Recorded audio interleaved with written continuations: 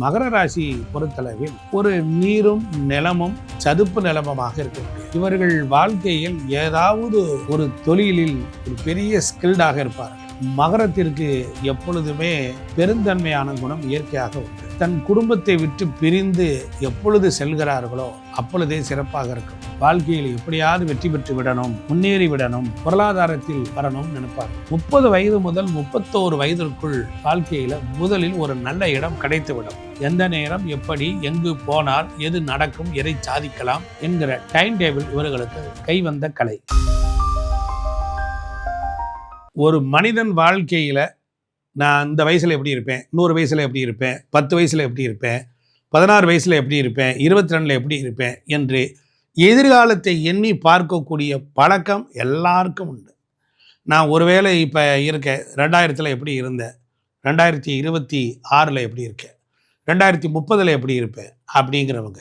இப்போ 12 ராசிகளில் 27 நட்சத்திரங்களில் இருக்கக்கூடியவங்களுக்கு அவங்கவுங்க வாழ்க்கையில் ஒரு ராசி அடிப்படையாக கொண்டு இவர்கள் வாழ்க்கையில் எந்தெந்த காலகட்டத்தில் நாம் எப்படி எப்படி முன்னேறலாம், எப்படி இருப்போம் என்கின்ற ஒரு எதிர்காலத்தை எண்ணிய ஒரு ஆர்வம் இருக்கத்தான் செய்யும். அப்படிப்பட்ட நிலையில் இந்த 12 ராசிக்காரர்களுக்கு நட்சத்திரங்களின் அடிப்படையில் அவர்களுக்கு எந்தெந்த வயதுகளில் எது நடக்கும், எது திருமணம் நடக்கும், வேலை எப்படி நடக்கும் என்பதை பற்றிய ஒரு தெளிவான விஷயங்களை பார்க்குறோம். பொதுவாக ஒவ்வொரு மனிதர்களுடைய ஆசைகளும் ஒவ்வொரு ராசி மண்டலத்தில் ஒடுக்கமாக இருக்கிறது. மேசம் முதல் மீனம் வரையில் உள்ள இந்த 12 ராசிகளில் உங்களுடைய ராசிக்கு கிரகங்கள் எப்படி இருக்கிறது, எப்படி என்னவெல்லாம் நடக்கும் என்பதை பற்றிய ஒரு முழுமையான விஷயத்தை தான் இந்த வீடியோவில் நாம் பார்க்க போகிறோம். மகர ராசி அன்பர்கள் வாழ்க்கையில் டேர்னிங் பாயிண்ட் எது என்பதை பற்றி இந்த வீடியோவில் ரொம்ப முழுமையாக பார்க்கலாம். பொதுவாக மகரம் என்பது காலபுருஷத்துக்கு 10ஆம் இடம், சனியினுடைய வீடு. சூரியனுடைய உத்திராட நட்சத்திரம் 2, 3, 4 பாதங்கள், திருவோணம் 1, 2, 3, 4 பாதங்கள், அவிட்டம் 1ஆம் பாதம், இப்படி 2ஆம் பாதம் வரையிலும் உண்டு. இந்த மகர ராசி பொறுத்தளவில் ஒரு நீரும் நிலமும் சதுப்பு நிலமமாக இருக்கக்கூடியது. இவர்கள் வாழ்க்கையில் ஏதாவது ஒரு தொழிலில் ஒரு பெரிய ஸ்கில்டாக இருப்பார்கள். தொலைந்து போன ஒரு நிறுவனத்தை காப்பாற்றுவார்கள், தோற்று போன ஒரு நிறுவனத்தை தூக்கி நிறுத்துவார்கள். மகரத்திற்கு எப்பொழுதுமே பெருந்தன்மையான குணம் இயற்கையாக உண்டு. தன் குடும்பத்தை விட்டு பிரிந்து எப்பொழுது செல்கிறார்களோ அப்பொழுதே சிறப்பாக இருக்கும். தாயின் அன்பு அதிகமாக இருந்தாலும் தந்தையிடத்தில் ஒரு விரோத போக்கு இருக்கும். பொதுவாக இவர்களுக்கு முதல் தொழில் வருமானம் ஈட்டுவது என்பது 10ஆம் இடத்தில் சனி பகவான் உச்சமடைந்தாலும் சூரியன் நீச்சமாகிறார். தந்தையின் காலத்திற்கு பிறகு இவர்கள் வாழ்க்கையில் பெரிய அளவு வெற்றி அடைகிறார்கள். குழந்தை பாக்கியங்கள், இவர்களுக்கு குழந்தை என்பது ஒரு குதிரை கொம்பு. மகர ராசிக்காரர்கள் குழந்தைகளுக்கு ஏதாவது ஒரு வைத்திய செலவு வரும். குழந்தைகள் எப்பொழுது இடம் விட்டு இடம் மாறி இருக்கிறார்களோ அப்பொழுதே இவர்களுக்கு வாழ்க்கையில் உயர்ந்த நிலைக்கு வந்து விடுவார்கள். மகர ராசிக்கு பொறுத்தளவில் லட்சியம் இவர்களுக்கு உண்டு. வாழ்க்கையில் எப்படியாவது வெற்றி பெற்று விடணும், முன்னேறி விடணும், பொருளாதாரத்தில் வரணும் நினைப்பார்கள்.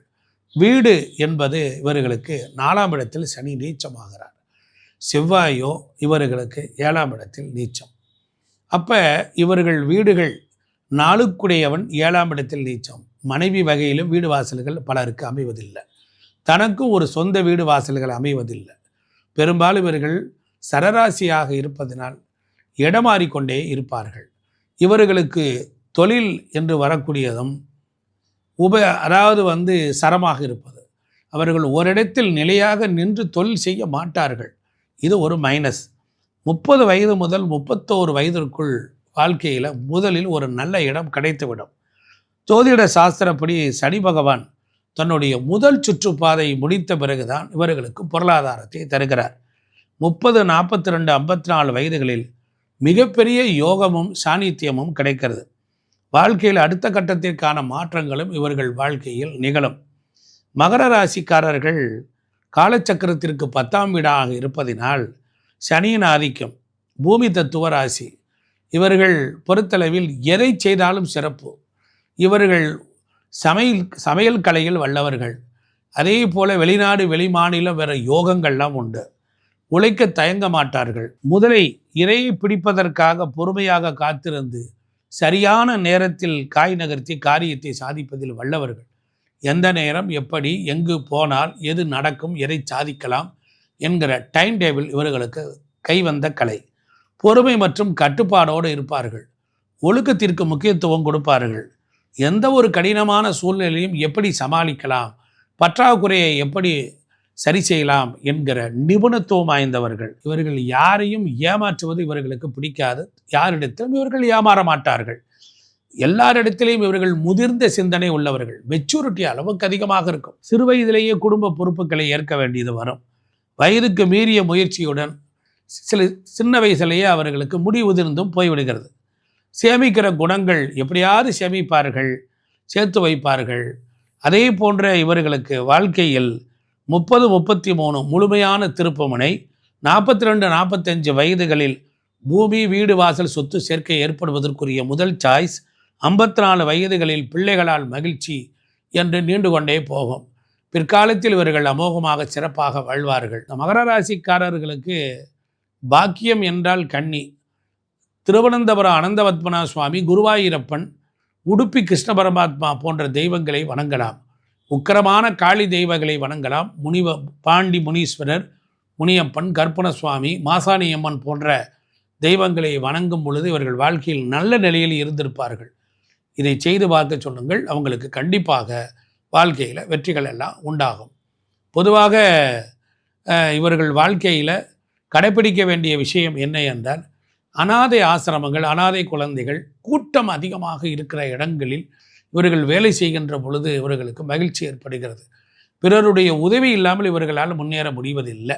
காரணம் என்ன என்றால், சனி பகவான் 7ஆம் வீட்டில் தான் உச்சமாகிறார். தன் வீட்டுக்கு 10ஆம் இடம். தர்ம கர்மாதிபதி யோகம் உண்டு. கல்யாண வீட்டிற்கு எப்பொழுதெல்லாம் போகிறார்களோ, எப்பொழுதெல்லாம் நீதி நெறியோடு இருக்கிறார்களோ, எப்பொழுதெல்லாம் பிறர் ஆசீர்வதிக்கிற இடங்களில் இருக்கிறார்களோ, அந்த மாதிரி இடங்களுக்கெல்லாம் போய் வரும் பொழுதெல்லாம் இவர்கள் வாழ்க்கையில் ஜெயித்து கொண்டே இருக்கிறார்கள். அதனால் மகர ராசிக்காரர்கள் பொறுத்தளவில் அவர்களுக்கு வேப்பு மரம், வேப்பங்கொட்டைகள் அது எப்பொழுதும் இவர்களிடத்தில் இருக்க வேண்டும். அதே போல் வேப்பிலை, வேப்ப மரங்கள் இது போன்றதும், வன்னி மர இலைகளும், வன்னி மரத்தினால் செய்யப்பட்ட பலகையும், அதில் மேல் விளக்கேற்றி வைப்பதும் இருப்பது இவர்கள் வாழ்க்கையில் வெகு சீக்கிரத்தில் சுலபமாக முன்னேற முடியும். நேயர்களே, நாம் இதுவரையிலும் மேசராசி முதல் மீனராசி வரையிலும் நம்ம பார்க்குறோம். ஒவ்வொரு ராசிக்கும் என்னுடைய கால்குலேஷன். இந்த வயதுகளில் இது நடக்கும், இது கல்வி கற்றுருப்பாங்க, வேலைக்கு போயிருப்பாங்க, திருமணம் உண்டாயிருக்கும், சொத்துக்கள் வந்திருக்குங்கிறதெல்லாம் நாம் சொல்லியிருப்போம். உங்களுக்கு நல்ல கவனிங்க. உங்கள் ஜாதகத்தில் படி உங்களுக்கு இதை விட யோகமாக இருந்தால் சிலருக்கு வேகமாக கல்யாணம் ஆகியிருக்கும். ஒரு சிலருக்கு தாமத திருமணங்கள் வந்திருக்கும். ஒரு சிலர் கல்விகளை ரொம்ப தெளிவாக கற்று நல்ல உயர்ந்த பதவிக்கு போவாங்க. இங்கே ஒவ்வொரு தனி மனிதனுக்கும் பிறந்த ஜாதகம்தான் பேசும். இது ஒரு ராசியினுடைய ஆராய்ச்சி. இந்த ஆராய்ச்சியில் சொல்லப்பட்டுள்ள விஷயங்கள் முன்னுக்கு பின் முரணாக கூட இருக்கலாம். இருந்தாலும் இந்தந்த வயதுகளில் தோராயமாக ஆராய்ச்சி செய்த பொழுது 100க்கு ஒரு 60-70% சரியாக வந்திருக்கிறது.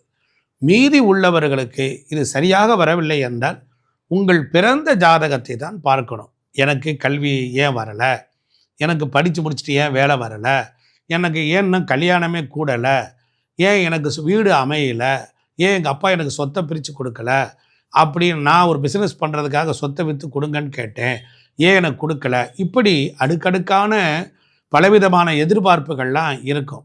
அதற்கு அவங்களுடைய பிறந்த ஜாதகத்தை நாம் பார்க்கணும். அவங்க ஜாதகத்தில் கிரகங்கள் அமைந்த விதம், தசாபுத்திகள் இவைகள்லாம் சேர்ந்து தான் அவங்களுக்கு ஒரு நன்மையோ தீமையோ அவங்களுக்கு டிசைடட் பண்ண போகுது. அதனால் இந்த கோச்சாரத்தில் வரக்கூடிய சனி பகவான், குரு பகவான், ராகு பகவான், கேது பகவான் போன்ற கிரகங்கள் எல்லாம் உங்களுக்கு ஜென்ரலாக நன்மை தருமா தீமை தருமா என்பதையெல்லாம் அலசி ஆராய்வதற்காக மட்டுமே. ஒரு புதுசாக ஒரு தொழில் செய்யலான்னு இருக்கீங்க, யாரையாவது கேட்டுட்டு செஞ்சால் நல்லா இருக்கும்னு யாராவது ஒருத்தர் சொல்லுவார். அப்பொழுது இந்த மாதிரி வீடியோக்கள் உங்கள் கண்ணில் படும் பொழுது இதில் நீங்கள் விழிப்புணர்வாக இருக்கும் பொருட்டு தான் இந்த பலாபலன்கள் என்பதை நான் பணிவோடு சொல்கின்றேன். அதனால் அன்பர்கள் நீங்கள் இந்த வீடியோவை பாருங்கள். ஒரு சிலருக்கு சந்தேகம் இருந்தால் கமெண்ட் செக்ஷனில் போடுங்க, உங்களுக்கு பலன்கள் சொல்லப்படும். இல்லை என்றால் உங்கள் ஜாதகத்தை அடியனுக்கு அனுப்புங்க. அனுப்பி அதுக்குரிய பணத்தை கட்டி நீங்கள் கேட்டுக்கொள்ளலாம். நன்றி, வணக்கம்.